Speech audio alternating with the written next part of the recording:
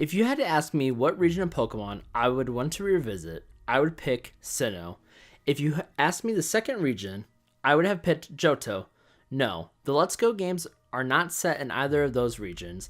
It is set back in Kanto region, the very first region of Pokemon. Let's Go Pikachu and Let's Go Eevee are a reimagining of the original Pokemon games, adding new mechanics and a new way to play Pokemon.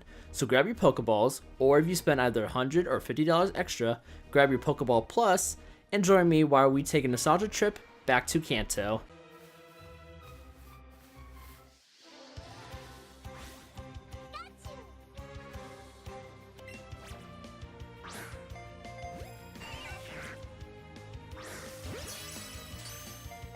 The first thing I want to point out about these games, they look amazing in HD. The power of the Nintendo Switch brings the original 151 plus 2 into life. The Pokemon look stunning. The battle gameplay, walk/run/flight animations, the cities/towns, and just the game overall looks stunning. The Pokemon in these games are truly the star of the show. Game Freak really took into consideration the Pokemon personality and physical traits when they follow you around Kanto.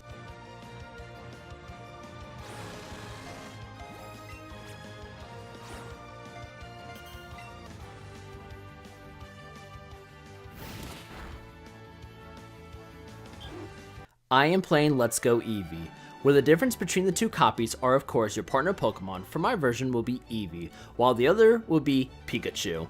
And of course, there are a few Pokemon and their families that aren't in both games. This is to support and encourage trading, which would make a lot of sense, but the Let's Go games have a huge focus around Pokemon Go, where you can bring in majority of your Kanto Pokemon from Pokemon Go to the Let's Go games. This really ruins the whole idea of trading Pokemon from one game copy to the other.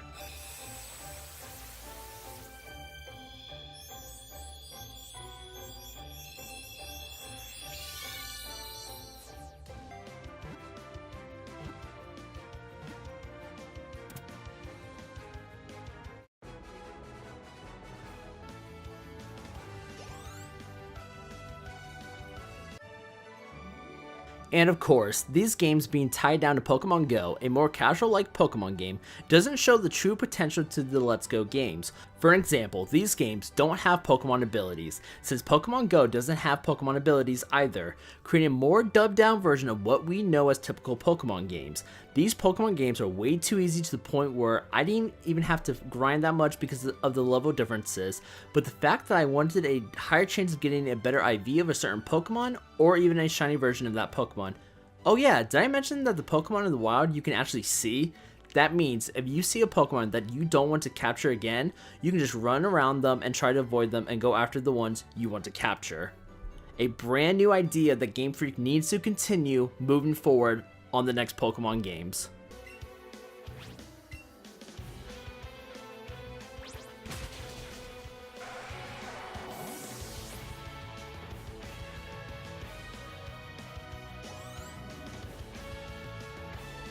Which also reminds me, there are no wild Pokemon battles. It is a catching-like minigame, where you run up to the Pokemon and try to capture them by using one Joy-Con or Pokeball Plus, since each player can only use one and try to throw the Pokeball at the Pokemon. You can play with another player and try to get more excellent throws, which allows you to get higher experience points and items. But honestly, just attach two Joy-Cons to a Joy-Con grip controller and play it that way. Just be careful not to throw it at your TV. After playing the game more than halfway through by throwing a Pokeball at the TV, I had to switch to the handheld mode where you can just align the camera to face the Pokemon and just press A to throw the Pokeball. It is much easier and better way to play the games. Honestly, the idea of having motion controls needs to come to an end.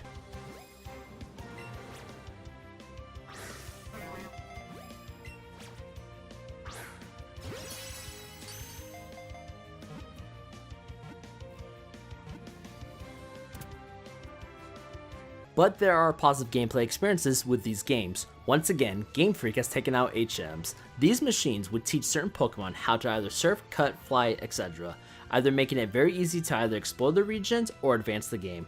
Whereas in these games, your partner Pokemon, Pikachu or Eevee, can just learn these special techniques, where your party Pokemon doesn't have to waste some move slots to learn these type of moves.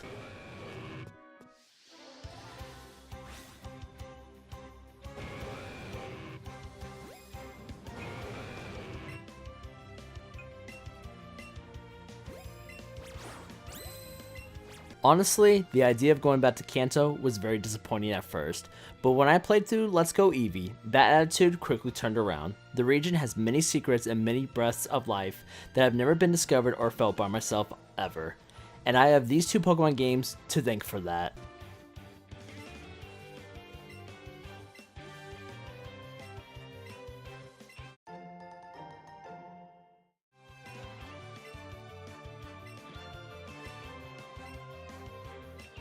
The last thing I want to mention is the post-game content. At first, I was very upset and disappointed about the Master Trainers, but after beating around 5 of them, I really adored the battles. They seem at first complicated, but once you get the idea of what movesets to use against them, they really aren't as bad as you might think.